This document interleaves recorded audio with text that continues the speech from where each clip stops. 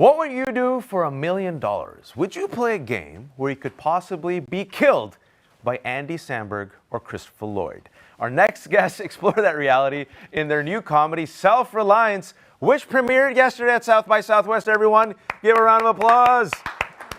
Please welcome multi-talented actress, it's in the screen, I gotta say, Anna Kendrick, and the director and co-star of SelfReliance, Jake Johnson. Yeah, you're my co-star. I'll take it. I am your co-star. Premiere was last night. Yes. Franz, our writer, went and saw it. Franz does not lie. He said it was great. Jen saw it as well. The audience loved it. The Twitters have spoken. This is what the Twitters have said. I will quote the Twitters. Their movie was described as, quote, a Lonely Island rom-com version of The Game. Okay. Oh. And that was a compliment. Yeah.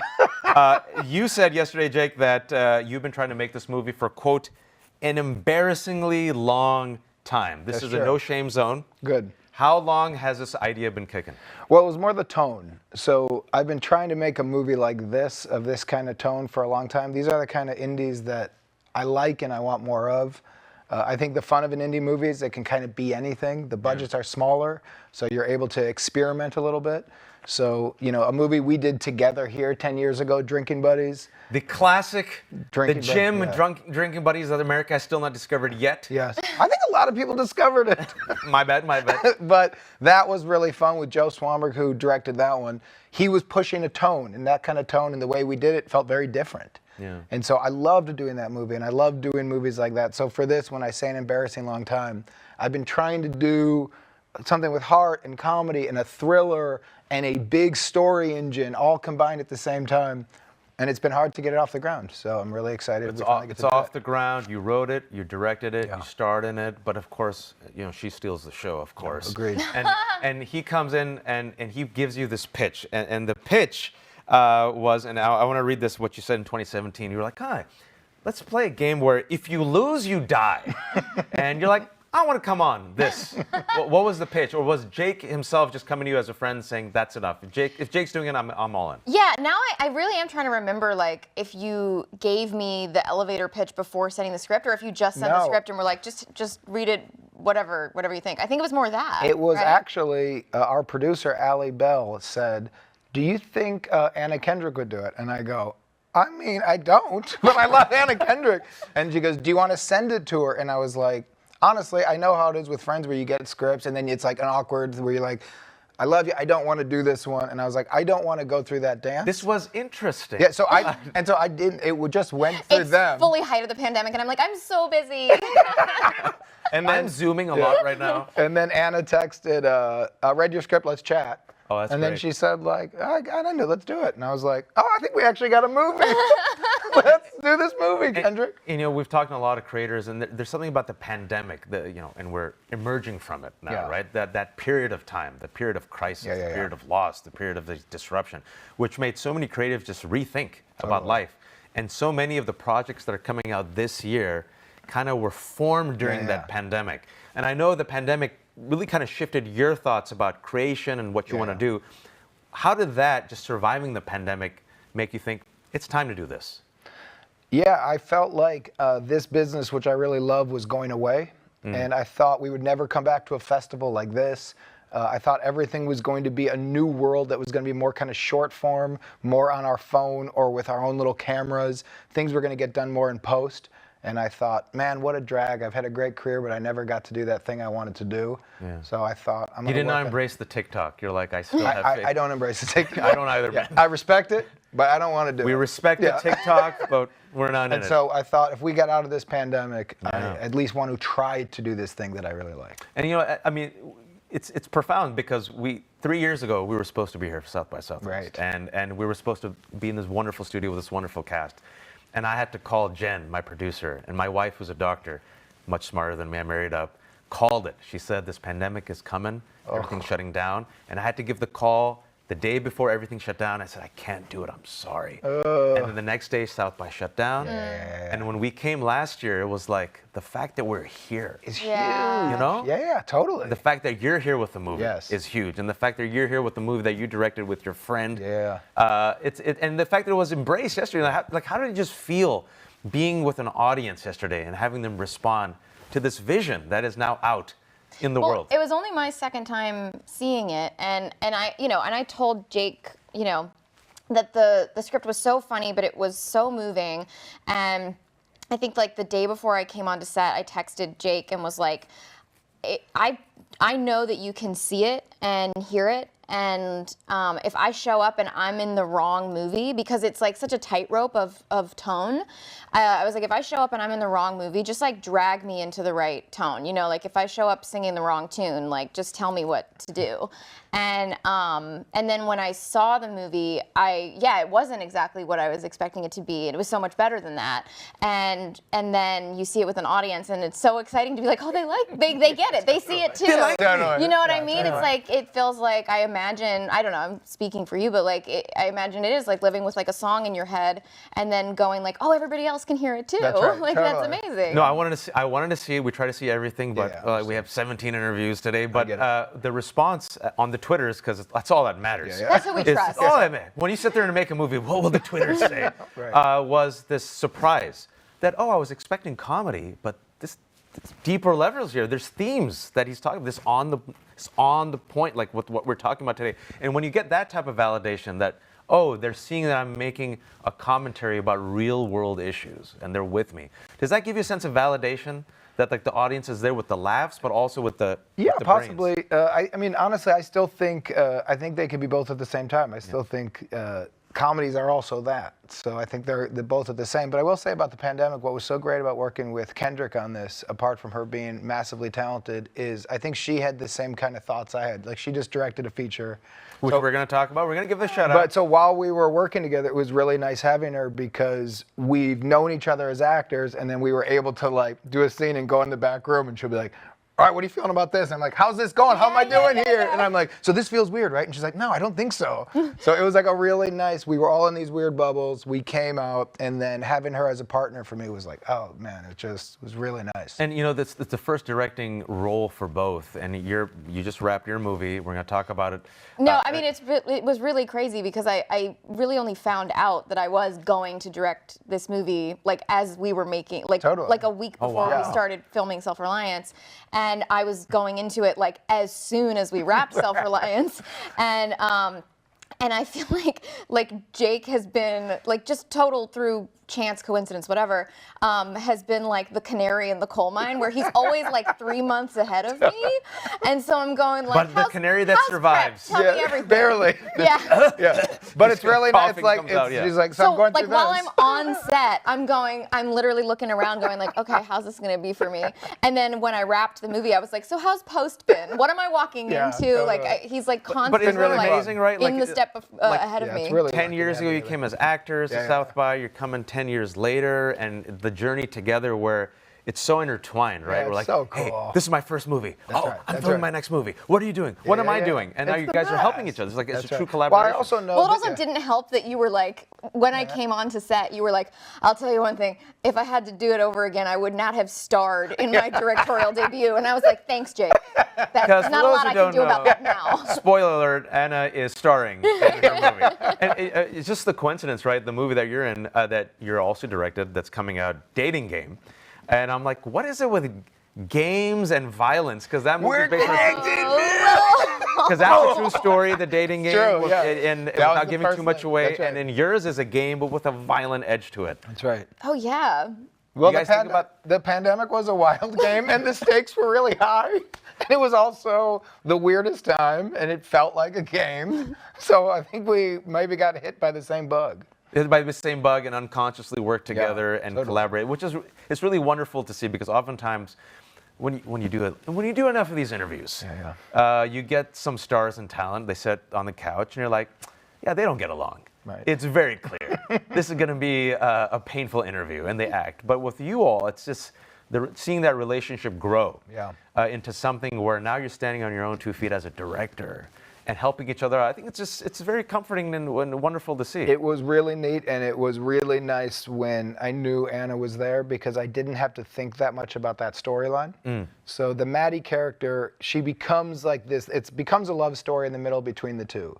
That whole tone is a little different than the movie. And so if it wasn't Anna, that would be a huge source of anxiety while building all the other stuff. But knowing it was her, I was like, all right, we're going to find it together.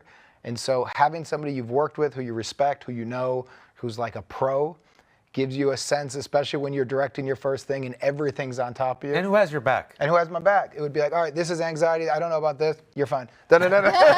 What do you think? I'd be like, like, I don't, yeah, just do the thing. But you all. I did think but because even me going into it, I was like, I'm not totally sure what it's gonna be, but like we're gonna figure it out. It was like I think like we talked beforehand and we did like a little rehearsal on Zoom and we were like, we're not worried about it. It's gonna be fine. We're gonna figure it out. We're gonna figure it out. You've done the dance before. The partnership is there. Is this the third or fourth project you all have worked on together?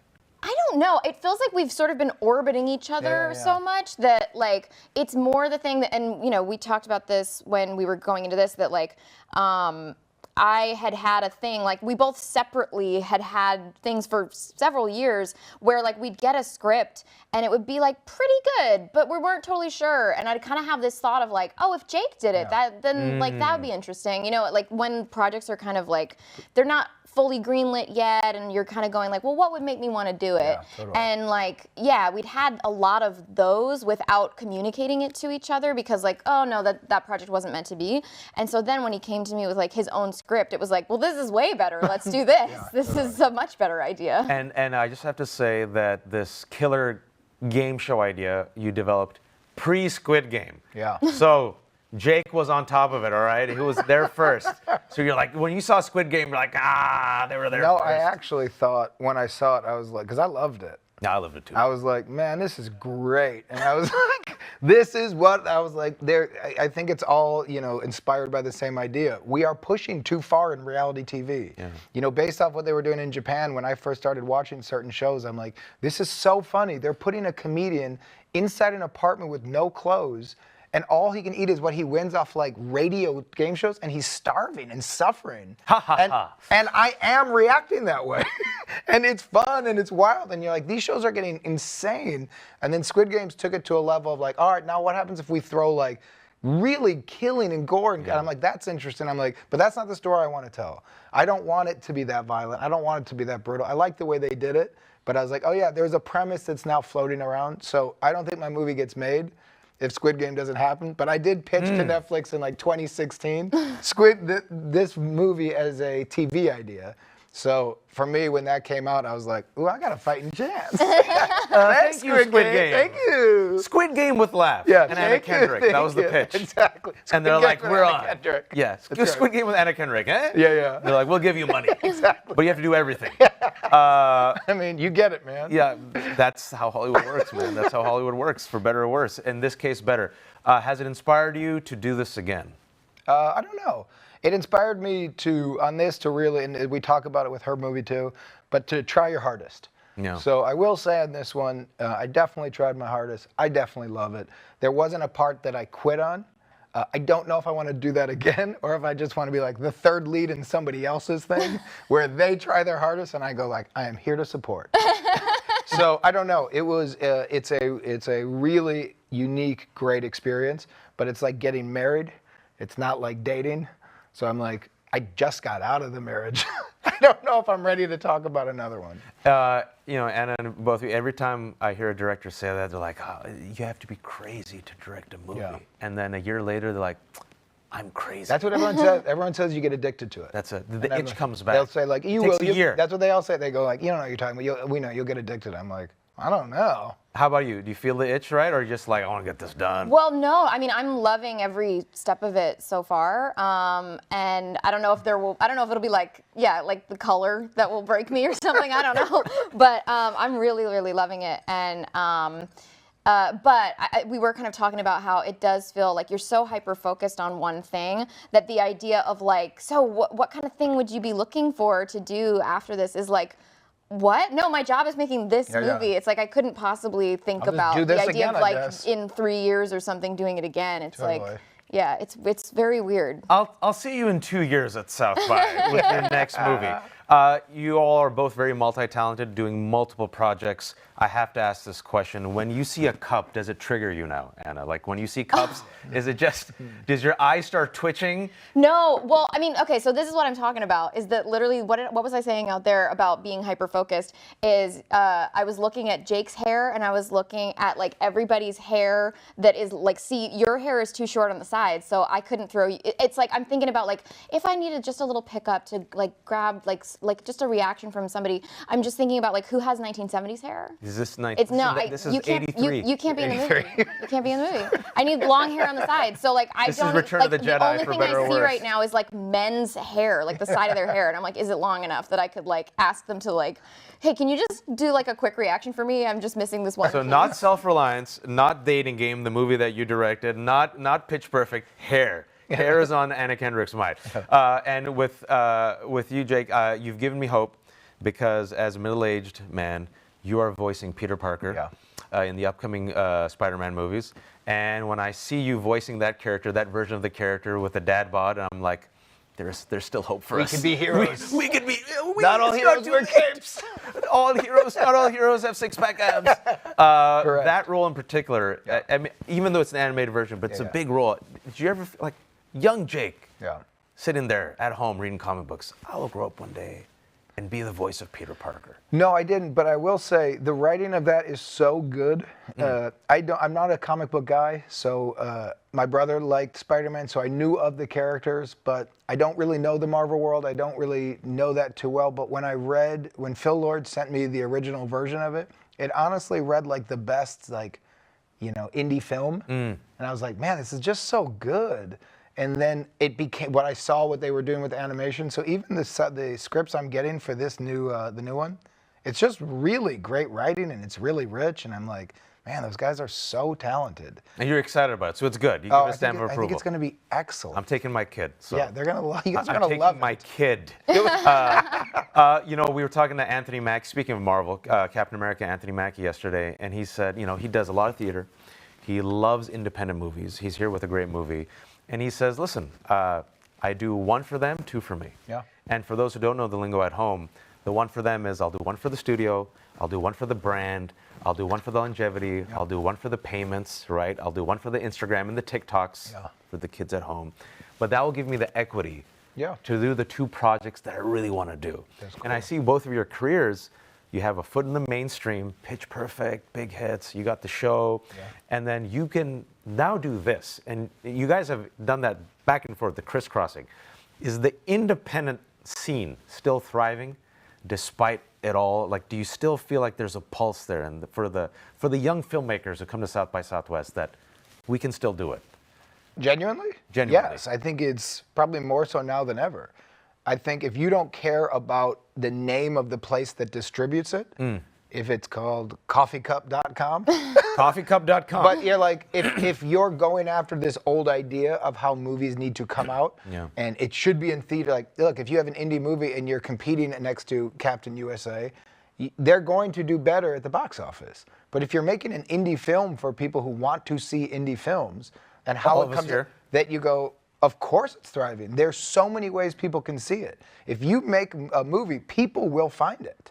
It might not be everybody, and not everybody might not love it, but you will find internationally now people who care about that movie. And I think that's incredible. I only have 30 seconds left. I'm going to do something different. Our generation praises snark. That's what trends on the TikTok and the Twitters. Let's be earnest and sincere, if we can, especially as we have survived and endured a troubling time. If you can, Anna, looking at Jake, can you give him a compliment that you never have that you want to say to his face right now? Oh, Something man. that you appreciate. Well, I mean, I feel like you and I have talked a lot about how we are kind of cut from the same cloth in terms of like the way we like to work and, you know, trying to be as professional as possible. I think that the stuff you display in this movie is stuff I've never seen you display before, and it's really beautiful, and you're a really talented actor. Jake, you got to return the favor with your dance partner. I think you're an amazing talent, and I've known that forever. I think you are, we've talked about, you're a wild professional. You're always on time, you do everything right, and you're a great hang. Oh, that's nice. Yeah. Everybody give it up for Jake and Anna. Yeah. I lost my voice. It made me verklempt, as they say. Self-Reliance screens Monday, March 13th at 2 p.m. at the Alamo Lamar Theater and Friday, March 17th at 9:15 p.m. at the Zach Theater. And you can see our complete schedule of upcoming studio interviews on our website at sxsw.com/studio. And these interviews are also live streaming during the conference on our YouTube channel at youtube.com/sxsw. I'm your host, Wajaz Ali, and thanks for watching.